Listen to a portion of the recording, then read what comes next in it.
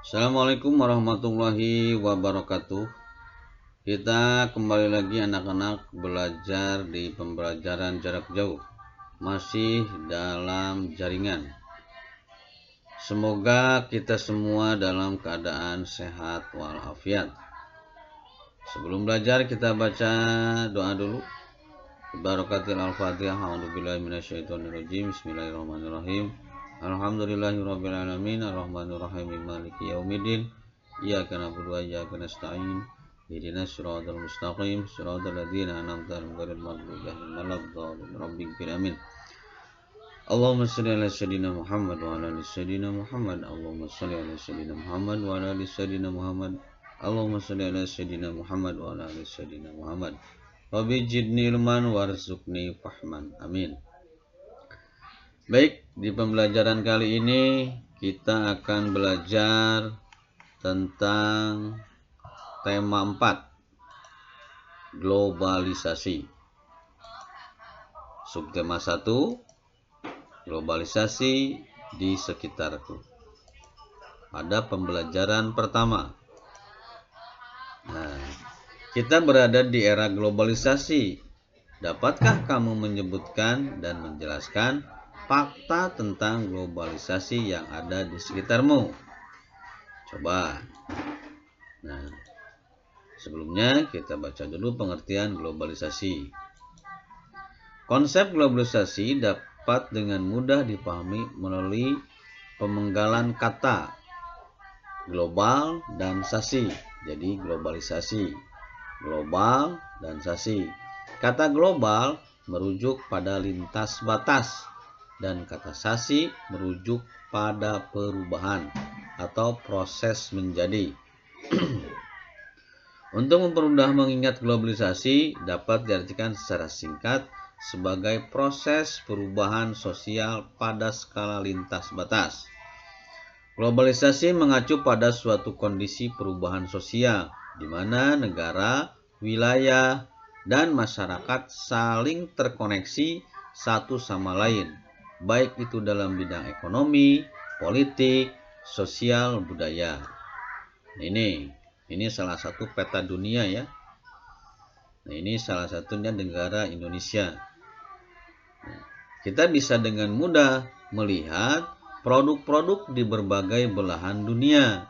Seperti di negara kita, produk yang mendunia yang diekspor ke luar negeri adalah salah satunya kebanggaan adalah batik. Terus juga ada di Selandia Baru, yaitu menghasilkan susu milk. Jepang produksi otomotif, mobil, motor di Jepang. Tiongkok ini ada baju atau boneka Cina ini. Terus di Turki, nih ada juga di Swiss jam. Banyak di berbagai belahan dunia yang memiliki ciri produk dari tiap negara-negara. Di Prancis, di Timur Tengah, itu banyak produk-produk di luar negeri ini yang bisa ketahui dengan secara singkat melalui globalisasi ini. Kita coba ya. Produk dari berbagai dunia, salah satunya batik dari Indonesia, karpet dari Turki, boneka dari Tiongkok, mobil dari Jepang, jam tangan dari Swiss, susu dari Selandia Baru. Kalian juga bisa menyebutkan atau mencari-cari produk dari berbagai belahan dunia melalui media sosial ya, untuk menambah wawasan kalian. Silakan. Pak teh potana bios teh potana. Ya, salah satunya menggunakan jaringan internet ini. Kita bisa belajar walaupun dari rumah dengan menggunakan jaringan internet. Ini disebut dengan globalisasi. Walaupun tidak ketemu dengan Bapak dan Ibu guru di sekolah, tapi kita tetap bisa belajar. Jangan patah semangat, belajar dari mana saja, ya, kapan saja kita gunakan waktu untuk belajar.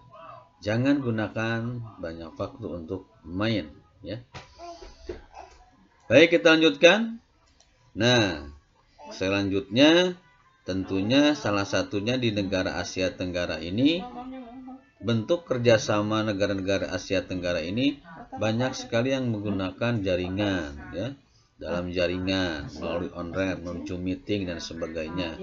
Nah, tapi kita akan melihat bagaimana kerjasama negara-negara di Asia Tenggara. Nah, sebelumnya, pembelajaran sebelumnya Bapak sudah jelaskan, tapi untuk mengingat kembali bagaimana terbentuknya negara ASEAN. Terbentuknya ASEAN didasari oleh adanya kepentingan-kepentingan bersama dan masalah-masalah bersama di Asia Tenggara.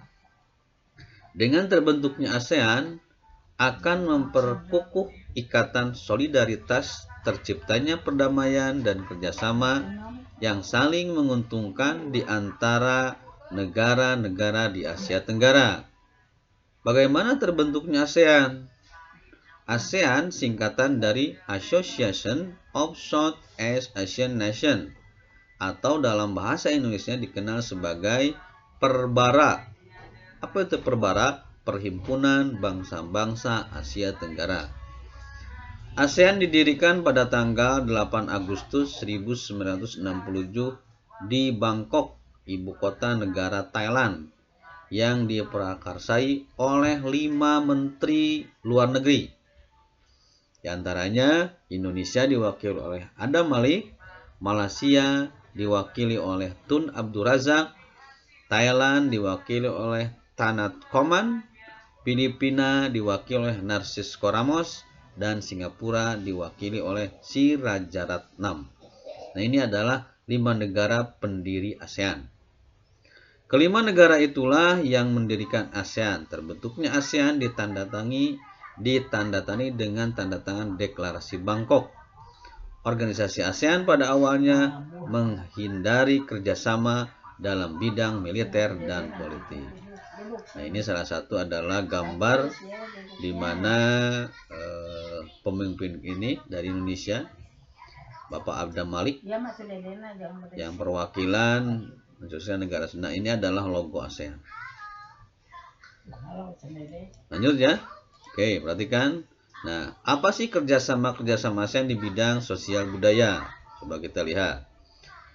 Kerjasama kerjasama sosial budaya antara negara mencakup kerjasama bidang kebudayaan, kemanusiaan, pendidikan, ilmu pengetahuan, kesehatan, informasi dan telekomunikasi, lingkungan hidup, penanggulangan bencana alam, dan lain-lain. Kerjasama Indonesia dan ASEAN di bidang sosial meliputi sebagai berikut. 1. Bidang pembangunan sosial, bantuan, penanggulangan masalah perkembangan penduduk, pembangunan sumber daya manusia, peningkatan kesejahteraan.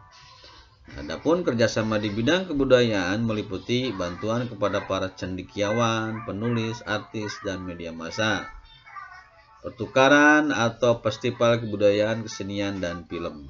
Nah, ini salah satu kerjasama yang ada di bidang sosial dan budaya.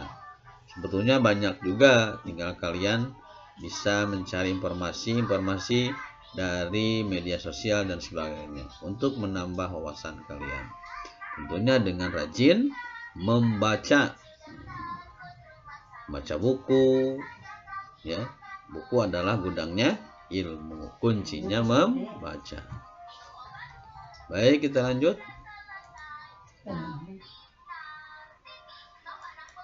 Nah, selanjutnya kita akan masuk di bahasa Indonesia tentang teks eksplanasi.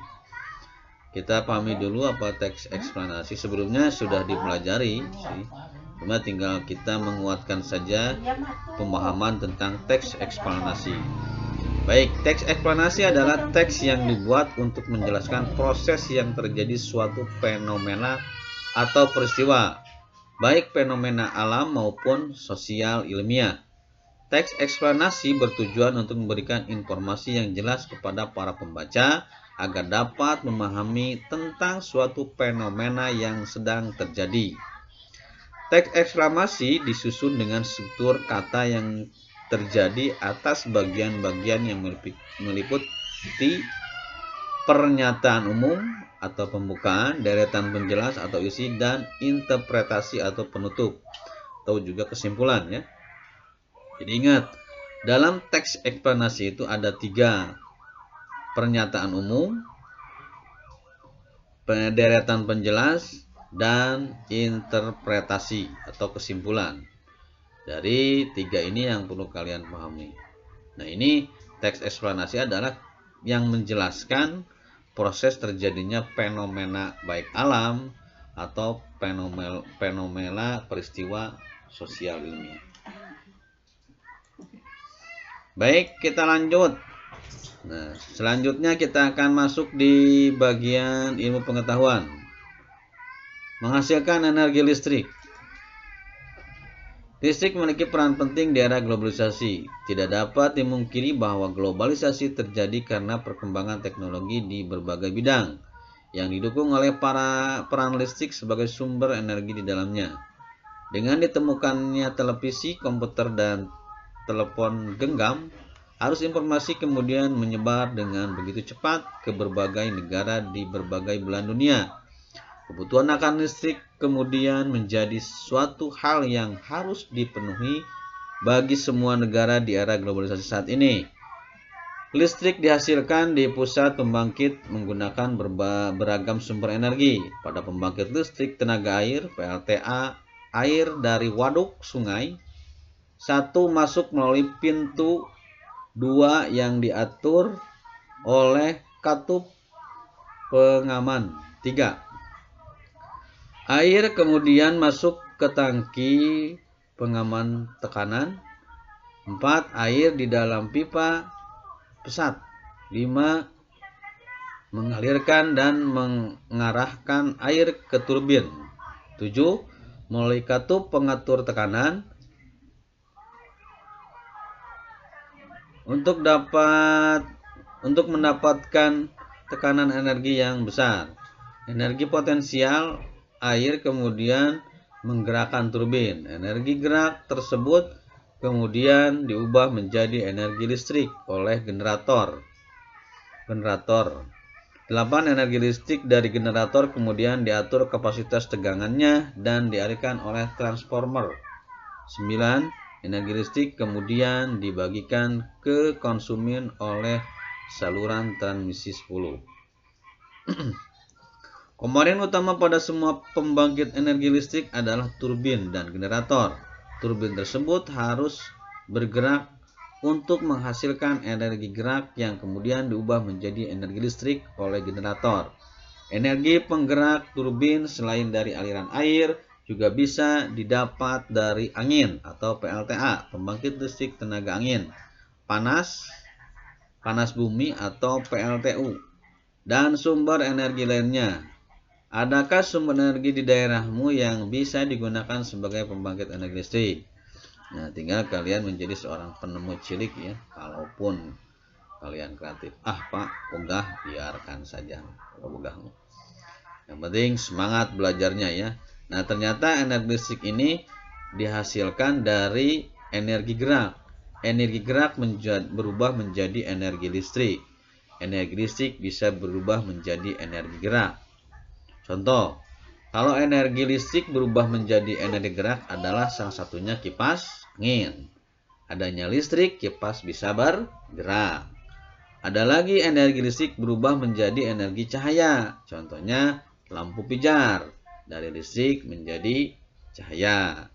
Ada juga perubahan energi listrik dari energi listrik menjadi suara, yaitu pada radio ya. Perubahan energi listrik dari listrik ke suara dan cahaya contohnya adalah televisi atau handphone ya. Nah, banyak sekali perubahan penurunan energi. Energi listrik bisa berubah menjadi energi panas, contohnya setrika, magicom atau alat penanak nasi, rice cooker ya. Ada lagi dispenser, itu dari energi listrik bisa menjadi panas, banyak sekali. Atau sebaliknya. Nah, di sini pembangkit listrik itu dihasilkan dari energi gerak. Contoh, pembangkit listrik tenaga air.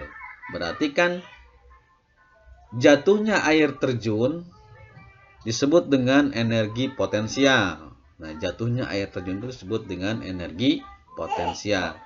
Energi potensial air jatuh. Nah, air jatuh dengan kecepatan yang sangat tinggi dan besar, maka akan menggerakkan turbin yang sangat besar.